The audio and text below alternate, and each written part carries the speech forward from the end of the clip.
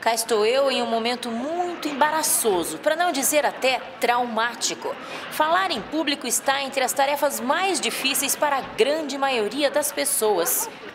E o que fazer para resolver este problema?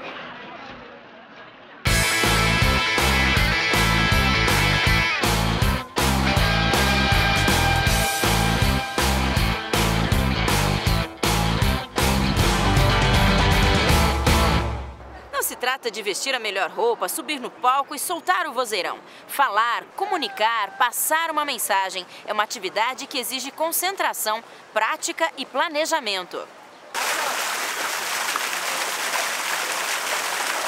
Mas os ruídos são considerados os grandes vilões de uma boa apresentação.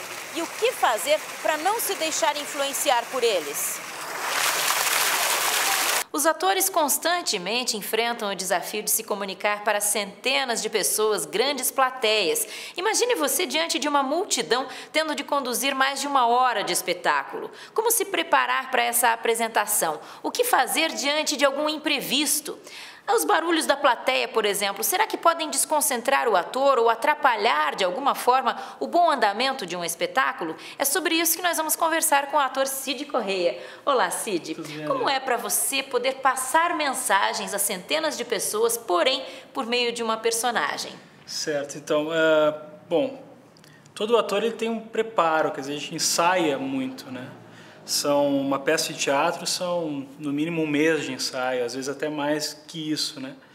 Então, para a gente eu acredito que seja, depois no processo final desse ensaio, tranquilo. Posso até dizer fácil, no sentido de que tudo que a gente ensaiou vai ser feito na hora, né? Então não vai ter...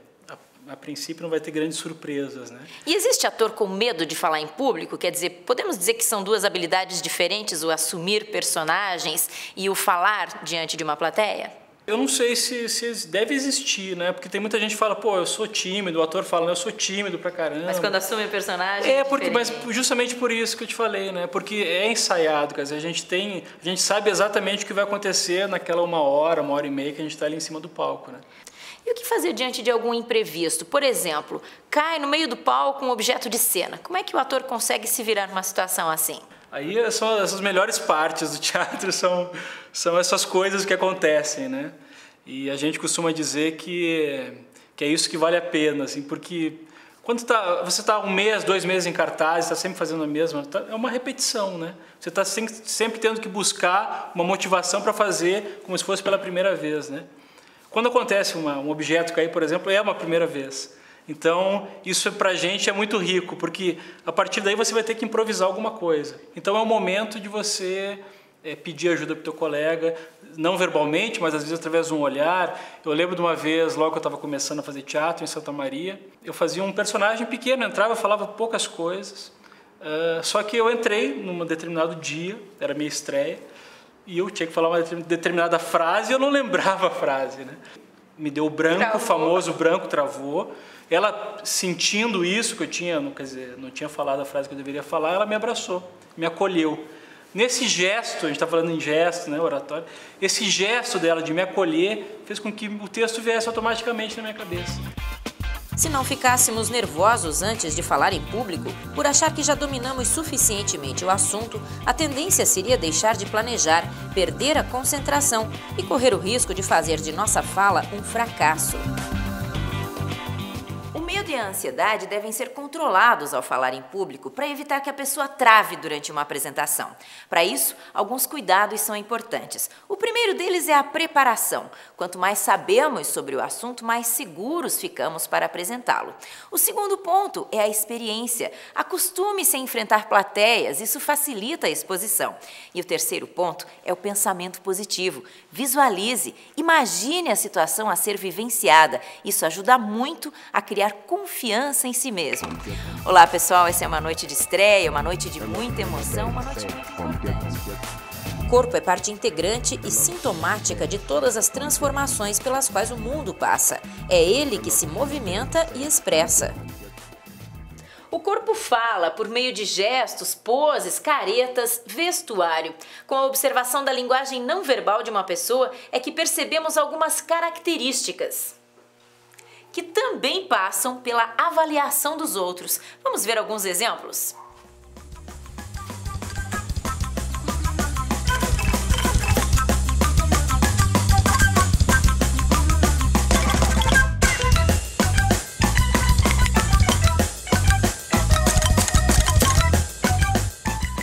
Vocês puderam perceber, a maneira como nos vestimos pode dizer muito sobre quem somos, mas as diferenças não se estendem somente ao estilo de roupa adotado. Muitas vezes o comportamento ou mesmo línguas e códigos criados podem estabelecer uma visão mais detalhada sobre cada indivíduo. Bem, gente, eu tenho percebido que vocês falam usando muitas gírias. Quais são as gírias que vocês mais usam no dia a dia de vocês?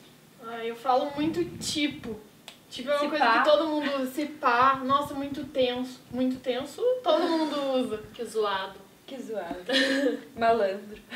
Tem diferença entre as gírias de menino e de menina? De vez em quando. Menino fala tipo mano, velho, coisas que meninas não falam muito. Tem gíria que cai de moda? Muitas, Tem. imagina. Velho. Velho não. Bicho. Ainda tá. Bicho Tá, aí sim. já passou aí. Bicho são meus avós, né? Vocês conseguiriam, por exemplo, tentar fazer uma conversa que tivesse só gíria? Duvido. Só É que é difícil fazer só gíria. Com a gente muita usa gíria? mais a gíria quando não tem o que falar, quando não acha uma palavra específica. Daí Aí fala tipo. acrescenta, tipo, Quando vai falar rápido, vai falar por alguma exemplo. coisa, ou tá conversando com alguém e não sabe como falar. E vocês já enfrentaram uma situação assim, ó, que fosse mais formal e que fosse difícil evitar falar gíria? Por exemplo, vai fazer uma apresentação de um trabalho na escola, daí começa tipo, É tipo, complicado, tipo. Bastante. é complicado, principalmente quem fala muito né. Eu Tava falo falando, né, tipo assim, daí né, eu cheguei lá, professora, aí né, eu tenho que explicar, aí tipo, Daí foi tipo fui lá e assim. fiz o trabalho, mas não deu muito certo. E será que basta a gente fugir das gírias para conseguir falar bem? Os dados do Conselho Nacional corroboram com essa situação. É preciso estar atento aos tipos de perícia existentes. O perito deverá Nossa, que atentar à horror! fase Como eu pude sair com uma processual unha que está sendo dessas? enviado Também para a ontem tive que ir realização de uma correndo ao perícia mercado. oficial. Por isso, irá Será que a determinar Bel o lembrou de objetivo levar o do lanche laudo para a pericial, escola? baseado sempre E não posso nos esquecer de passar na limites lavanderia, do pegar o terno do objetivo da Beto perícia. quando sair daqui. Na fase de instrução ou inicial, Ih, o relatório, meu Deus, o relatório que eu tenho que entregar amanhã.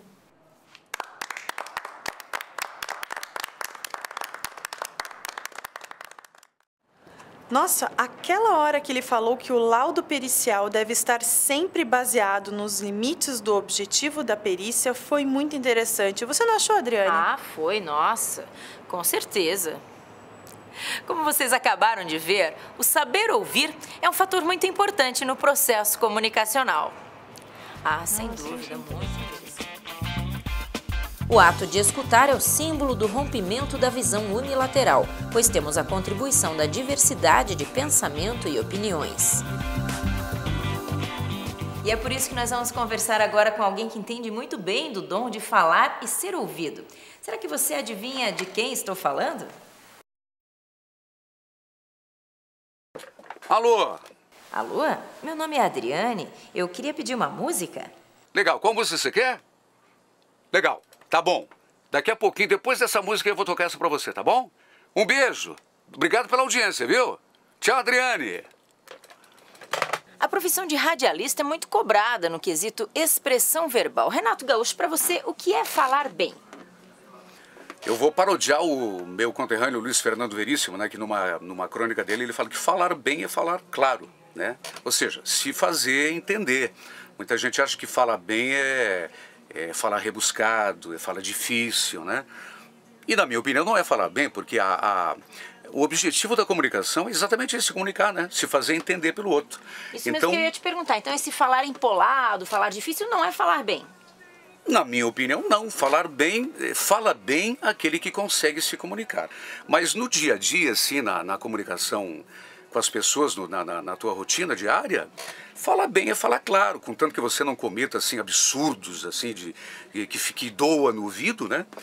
Quanto mais claro você falar e se fizer entender, acho que melhor você fala, né? Melhor poder de comunicação você tem. Bem, e o rádio, que fala para públicos tão diferentes, pessoas de níveis culturais diferentes, gostos diferentes, que moram às vezes em lugares diferentes. Como então passar a todo esse público tão diverso uma mensagem clara e objetiva?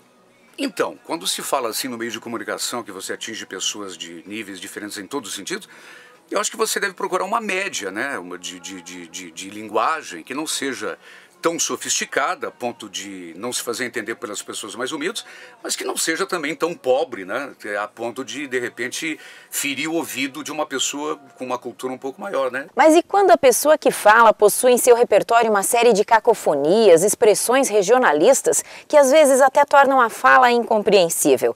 Será que esses fatores podem prejudicar durante uma apresentação, uma aula ou até mesmo uma conversa? Olá! Nós vamos aqui para esse endereço. Ah, bora lá. Oxi, o tempo tá fechando. E eu não peguei meu capote. Depois é aquele chieiro em casa. Pronto, chegamos. Ok, obrigada. Ó, aqui tá o seu dinheiro. Será que a senhora podia me dar um agrado? Bom, eu já paguei a corrida, né? Sabe o que é? É que eu fiz essa caixinha para um amigo meu que tá passando uns perrengues. Desde que nós chegamos da Bahia, ele não conseguiu se dar bem. Então eu dou essa ajuda para ele. Ok, então, hein? Tudo bem. A língua portuguesa no Brasil é repleta de regionalismos. Por regionalismo, entendemos o conjunto de particularidades linguísticas presentes em cada uma das regiões geográficas decorrentes da cultura pré-estabelecida. Fica claro, analisando essa cena, que o regionalismo, o sotaque, algumas palavras muito típicas utilizadas pelo taxista, que tem um linguajar típico do Nordeste brasileiro, mais especificamente da Bahia, podem até prejudicar a compreensão de algumas frases. Para nos explicar como fugir dessa situação, nós vamos conversar com um palestrante, o professor Edson Santos, que realiza palestras por todo o Brasil sobre consciência ambiental e também a prevenção ao uso de drogas. Professor, você também tem um sotaque carregado, carioca, é do Rio de Janeiro. Já sentiu algumas vezes a dificuldade ou que as pessoas tinham assim um olhar diferente por causa do seu sotaque ou de algum regionalismo? Eu não diria dificuldade, Adriana, mas já percebi que o sotaque foi ponto de destaque numa palestra, né? Se nós formos na origem da palavra, né, palestra significa palavra, e o palestrante é aquele que faz uso da palavra, né? É o usuário de palavra, aquele que fala. E nos encontros, nas reuniões, nas conferências das quais eu participo, eu sempre busco uma neutralidade, né? É impossível terminar uma palestra numa região nordeste e alguém não pergunte: o senhor é carioca, né? Ou então na região sul, né, onde o sotaque também é muito forte, né? Enfim, cada região tem o seu sotaque, então a gente não pode dizer qual que é o melhor ou o pior sotaque. Mas, a gente enfim, sempre acha que a gente é que não tem sotaque. Exatamente, nós não temos sotaque, todos os demais têm. E sempre no final o senhor é carioca, né, professor? É verdade, eu sou carioca. Então a busca num encontro, numa conferência, numa palestra, é a da neutralidade para evitar que o regionalismo interfira na compreensão da palavra, né? Agora, eu sou sempre uma defensora do sotaque. Eu sempre digo que é a expressão da nossa identidade cultural. Só digo que ele não deve mesmo chamar mais atenção do que o conteúdo. É possível conseguir essa equação, professor? É com treino.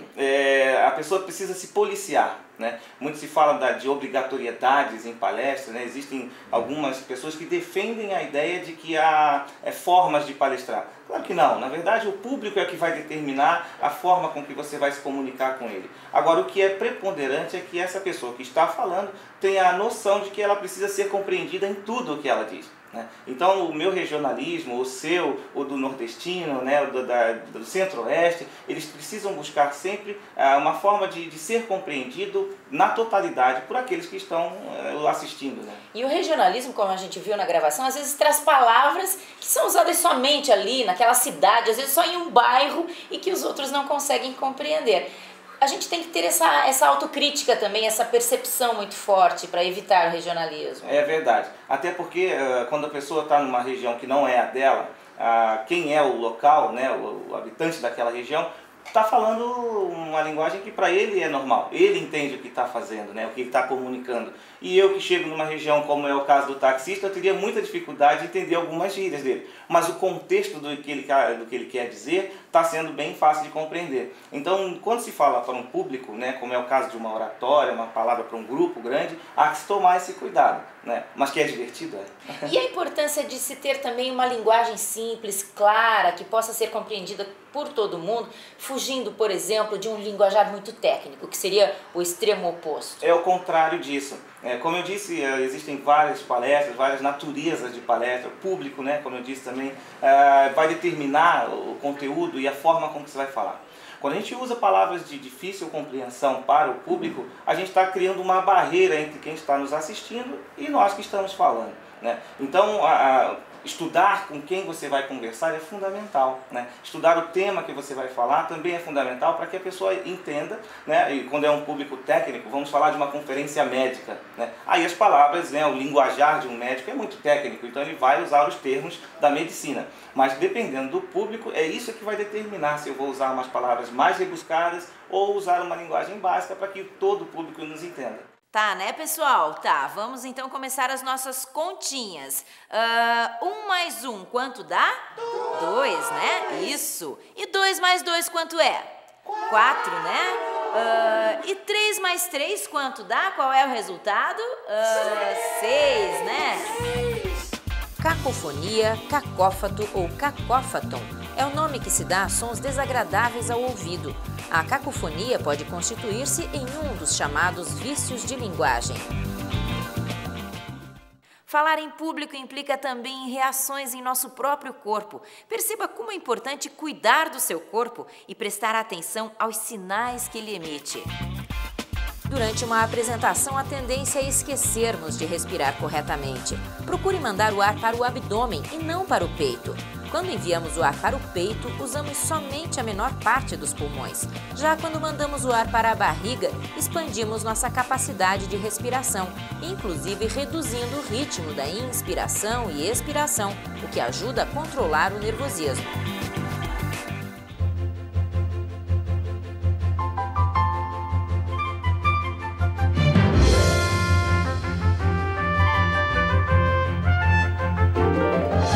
Ok, todas essas explicações podem ter sido muito valiosas, mas para que funcionem na prática, você não pode esquecer de planejar, desenvolver e assimilar o conteúdo, praticar para melhorar cada vez mais a sua performance e confiar em você mesmo. Afinal de contas, com todas essas dicas, fica bem mais fácil sair-se bem.